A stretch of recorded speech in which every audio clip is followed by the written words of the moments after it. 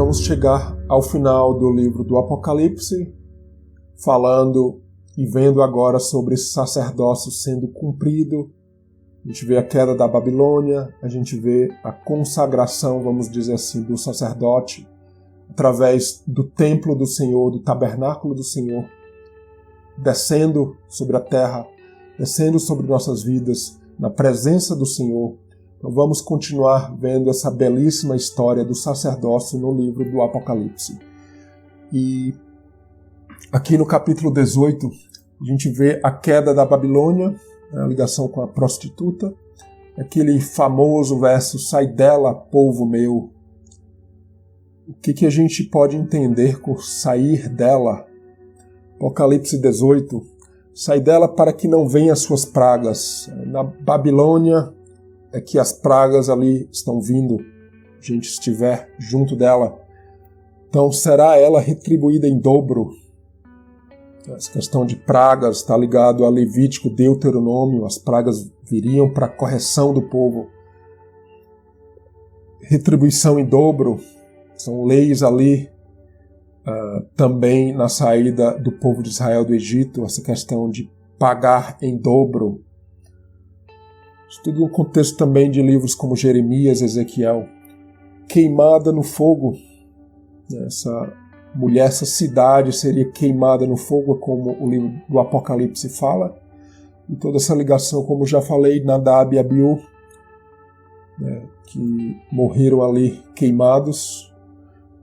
E comprar e vender as mercadorias da Babilônia, como a gente vê no livro do Apocalipse. Ouro, prata, pedras, linho fino, púrpura, perfume, mirra, incenso, vinho, ovelhas, corpos e almas de homens. Eu acho que isso resume tudo. Isto resume tudo, o significado simbólico de ouro, prata, linho. São, na verdade, corpos e almas de homens que estão sendo comercializados. Infelizmente, é a visão da igreja de hoje. Infelizmente, compra e venda, se a gente olhar literalmente, enfim, vou falar mais um pouco no final sobre isso. A igreja está envolvida num comércio literalmente até incrível. É interessante como a Bíblia traz esse tema. Está no livro de Ezequiel, os mercadores e os navios ali em Ezequiel 26 a 28, a compra e venda, as vestes sacerdotais ali é o contexto. Vários daqueles elementos, aquelas peças das vestes e do tabernáculo que viriam através de comércio.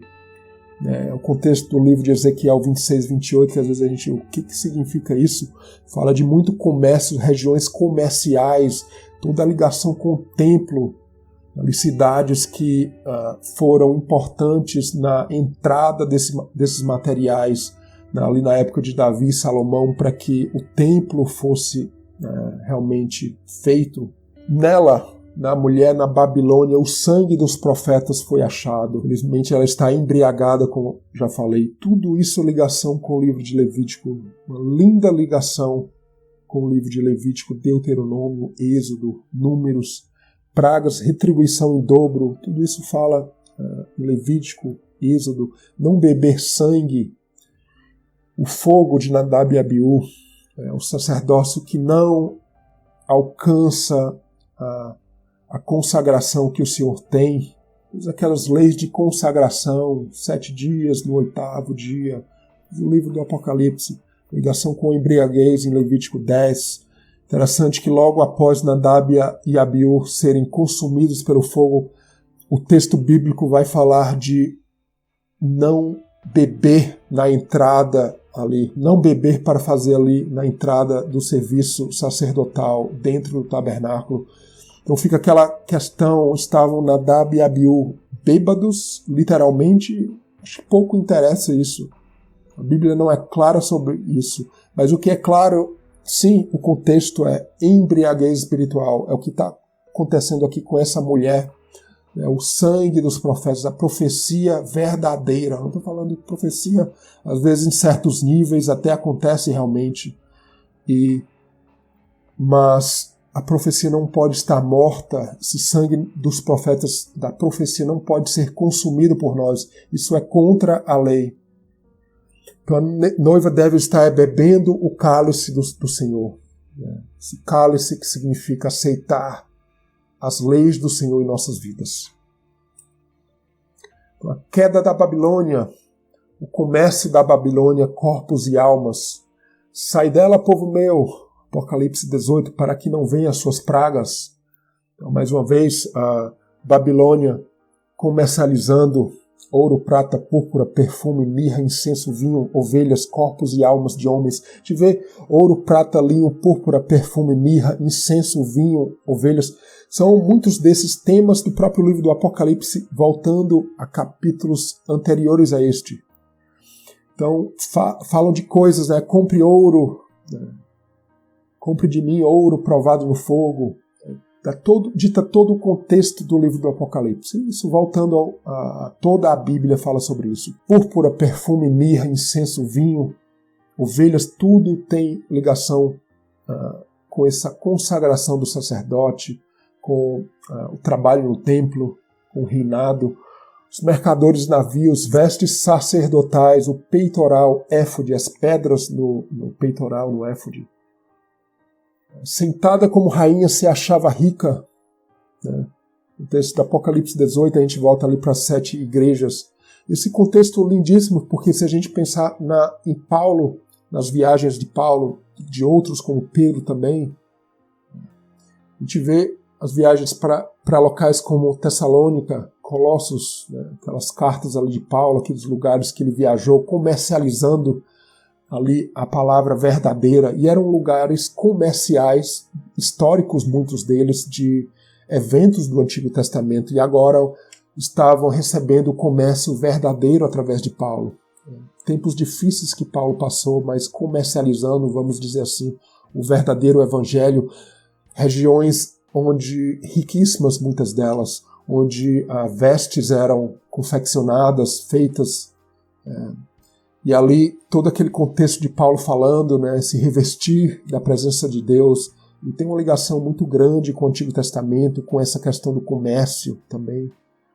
Então, isso tudo a gente vê Ezequiel nos capítulos 26 a 28, Tiro e Sidom, cidades portuárias de comércio relatadas em Ezequiel, interessantes cidades ali fora, ali da alçada do povo de Israel.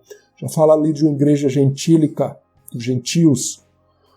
De lá vieram madeira, bronze, ouro, prata e muitos materiais para a construção do templo.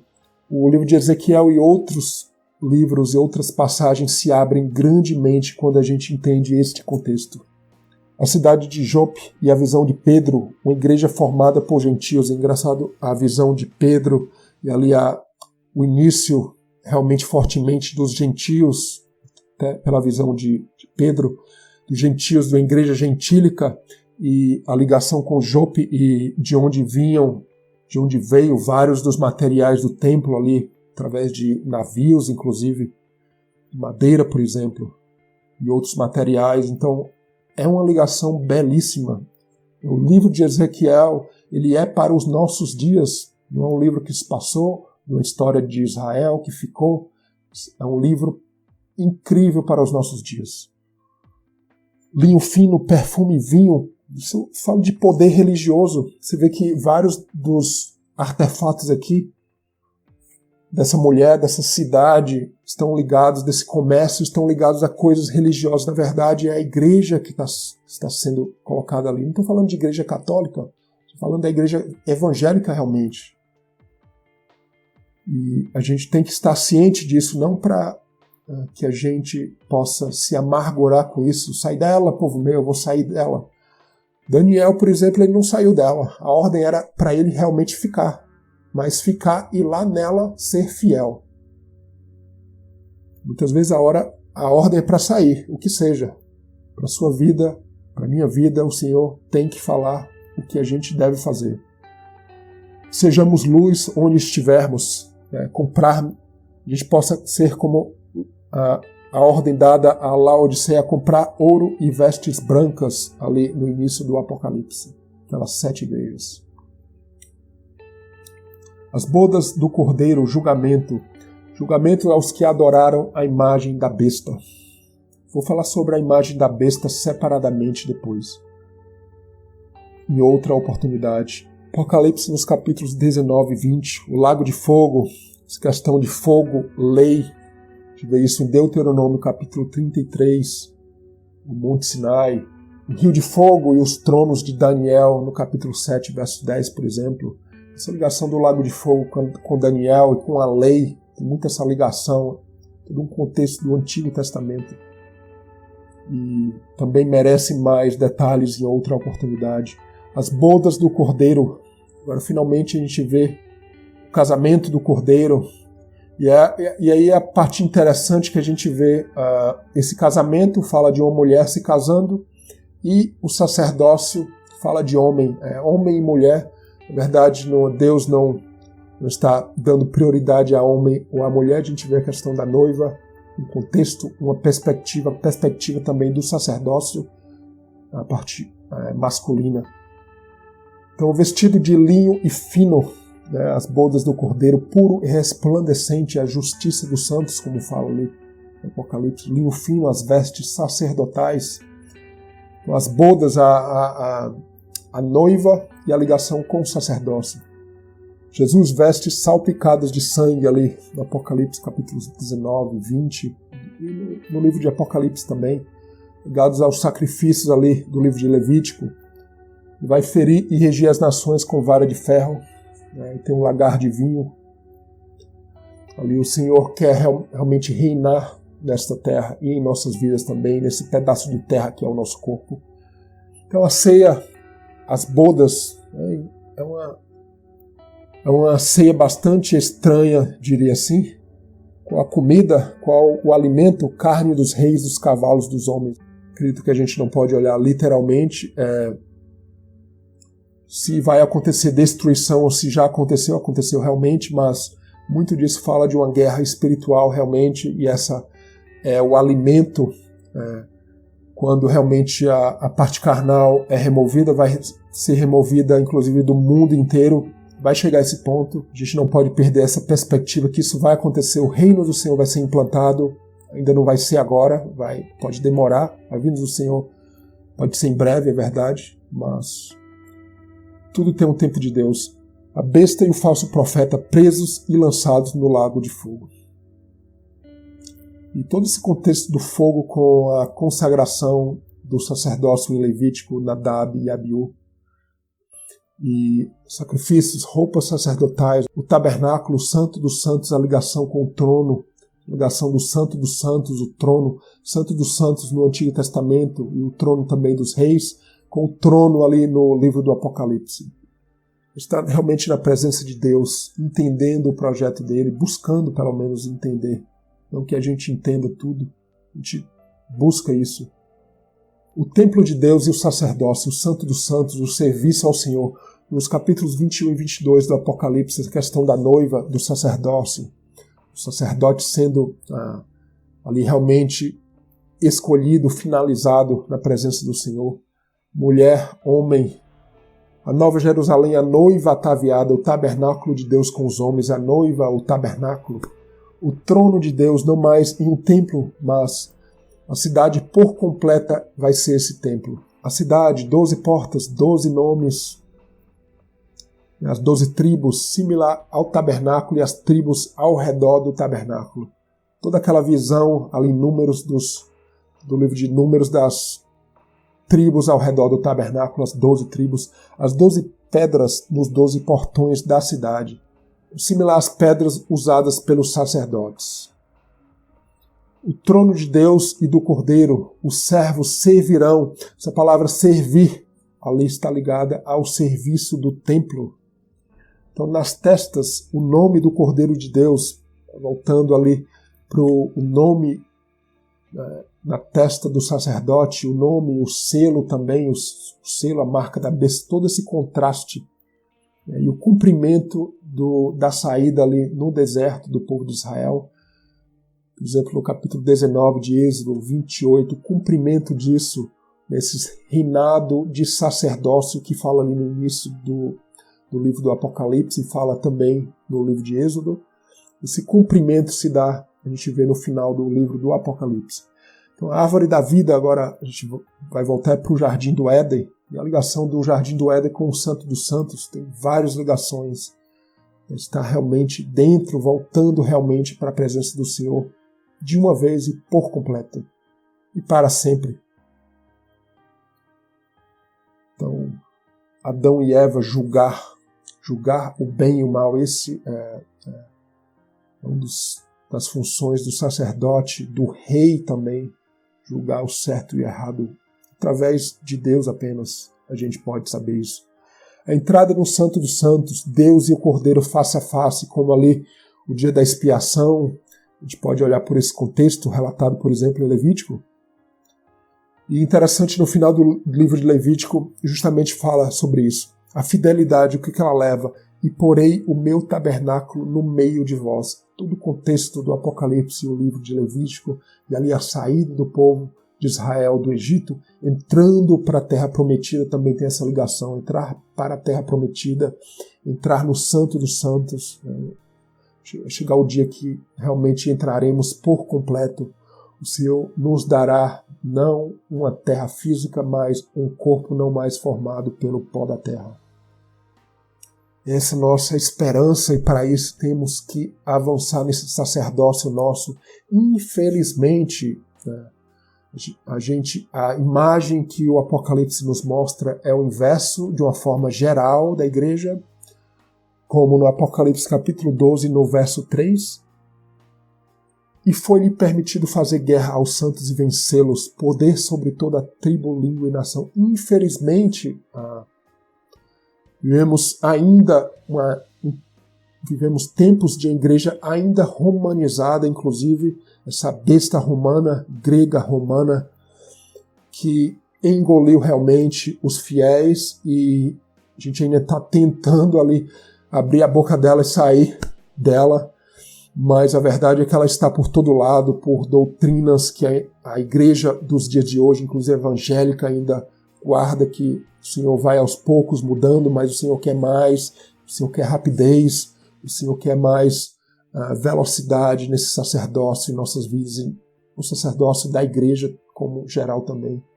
Então, que esse véu seja rasgado de nossas vidas, que o Santo dos Santos seja aberto, não só para nós, mas a gente vai ver isso acontecer para a igreja. Mas a gente tem que largar na frente, a gente tem que se posicionar até muito mais do que o tradicionalismo. Muitas vezes o que a gente aprendeu quando a gente iniciou nossa fé, muitas vezes aquilo ali até para Deus já é a tradição.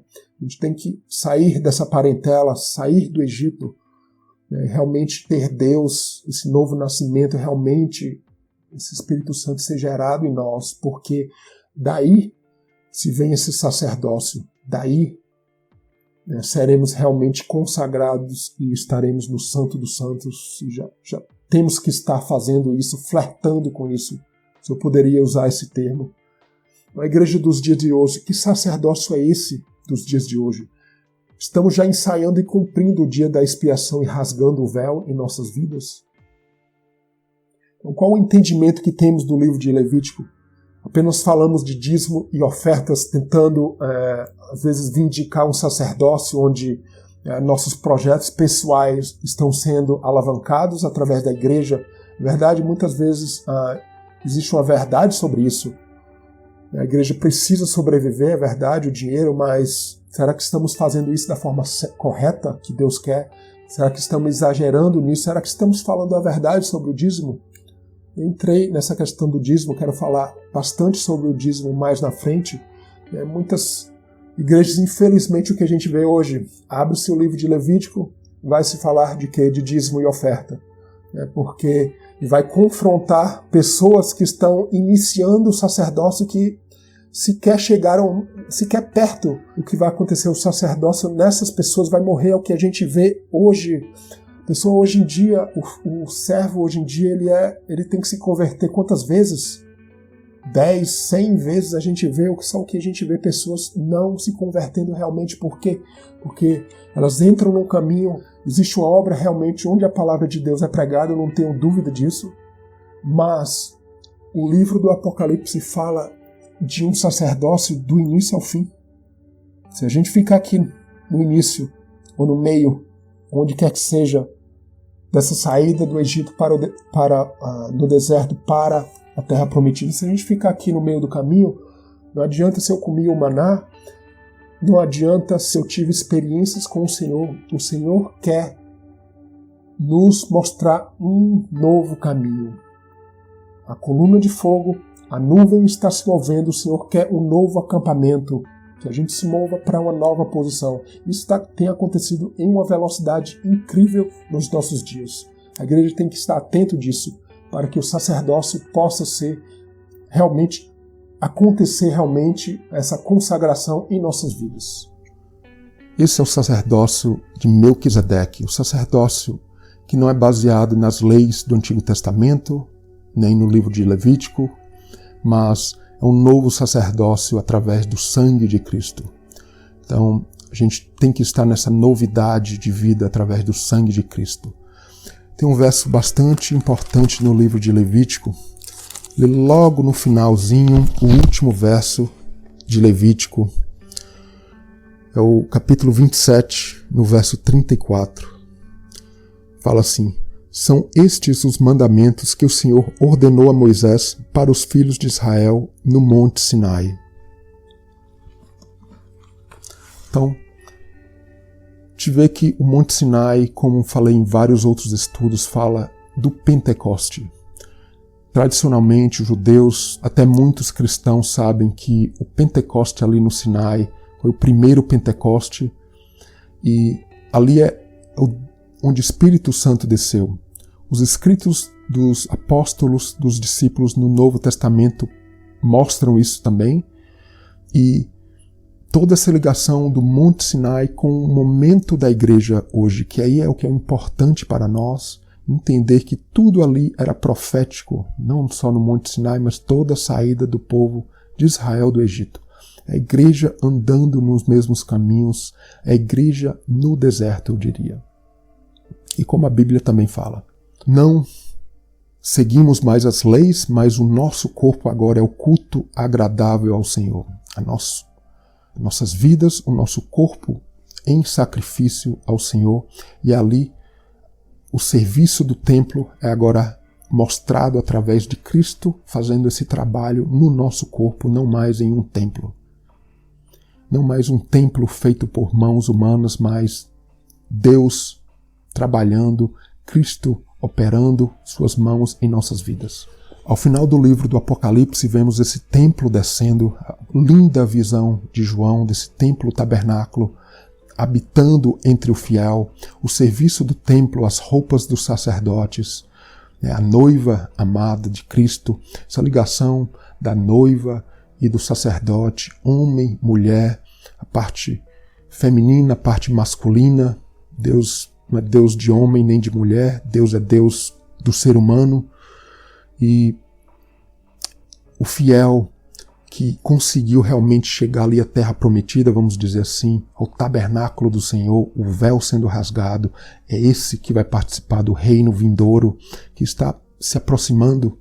Na verdade, já temos um reino que nosso sacerdócio já opera desde agora, mas esperamos um reino também que é vindouro, a vinda de Cristo conosco para reinar neste mundo. O mundo conhecerá através de nós, através dos verdadeiros sacerdotes, o que é o Senhor, quem é o Senhor, quem é Cristo. Infelizmente, a visão do Apocalipse, em grande parte, é de uma igreja, de um povo cativo, completamente tomado e devorado por uma ou mais bestas. Infelizmente, a igreja hoje é uma igreja romanizada. Não estou falando nem da igreja católica, mas da igreja evangélica mesmo. É uma igreja que seguiu princípios e continua tradições dessa besta, uma das bestas do Império Romano, inclusive. A igreja precisa evoluir ainda mais. Realmente teve a reforma protestante, a igreja melhorou em muitos aspectos, mas a igreja ainda precisa voltar aos caminhos antigos, na questão de inventar coisas novas. Na questão de inventar coisas novas, na verdade, coisas novas é o que já existe até demais. A gente precisa voltar ao início ali, aos nossos pais, Abraão, Isaac e Jacó, a fidelidade deles a Moisés, todos esses servos ao sacerdócio de Melquisedeque e Zadok. para que ali Ezequiel, o sacerdote fiel, para que possamos ter em nossas vidas essa visão desse templo, desse reino do Senhor descendo sobre nós. A visão no Apocalipse também é daquela mulher embriagada. Hoje não se mata, a mulher embriagada com o sangue dos santos. Hoje não se mata muitas vezes literalmente as pessoas, os santos, por causa de religião. Muitas vezes acontece, mas essa questão de mártir, ser martirizado, muitas vezes acontece de uma forma diferente até. A igreja muitas vezes ela bloqueia a profecia, ela mata a profecia, ela não avança.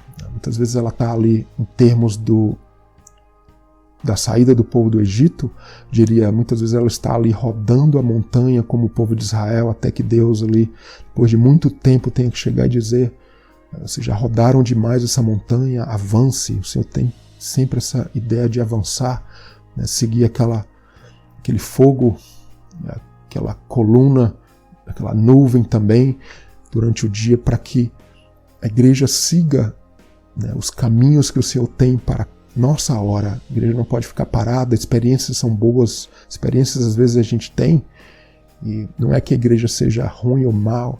Na verdade, onde a palavra de Deus está sendo pregada, existem a operação de Deus existe de alguma forma. Onde a palavra de Deus, o nome de Deus é pregado, muitas vezes até erroneamente, muitas vezes, mas sempre há uma operação. A questão não é se há uma operação ou não há uma operação, é qual o nível dessa operação. O Senhor quer que avancemos e grandemente, né? Não como o povo de Israel ali, a grande maioria que comeu do maná, como disse Jesus, e ficou ali aquela geração no deserto.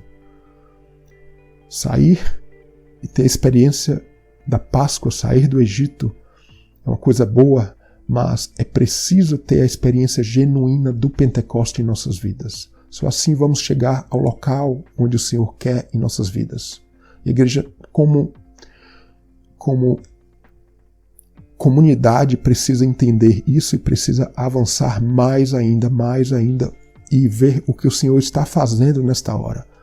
Experiências passadas foram boas, mas elas não vão nos sustentar, elas não vão nos levar aonde o Senhor quer que estejamos. E muitas vezes a igreja não é eficaz nisso, de nos levar a esse caminho como as festas de Israel. Páscoa, Pentecoste e Tabernáculos. Precisamos ter essa experiência da Páscoa, sair do Egito, mas completamente, que se dá ali no Monte Sinai, realmente tendo essa experiência com Deus, deixar tudo para trás, parentela, para Deus ser realmente o nosso Pai.